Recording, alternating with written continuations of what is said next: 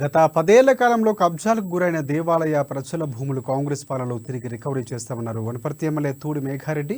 ప్రజాపాలన కార్యక్రమంలో భాగంగా పబ్బేరులో వైశాఖపురం రంగాపురం గ్రామంలో నిర్వహించిన కార్యక్రమంలో పాల్గొని పలు సమస్యలపై ఆరా తీశారు.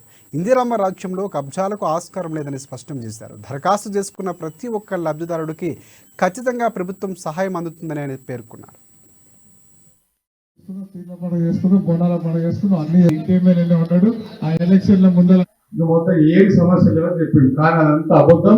అక్కడ బాగుపడ్డది ఆయన కుటుంబం, హైదరాబాద్ లో బాగుపడ్డది కేసీఆర్ కుటుంబం. అదంతా అబద్ధాలు చెప్పి మాయమాటలు చెప్పి 10 సంవత్సరాలు వాళ్ళు మోసం చేశారు.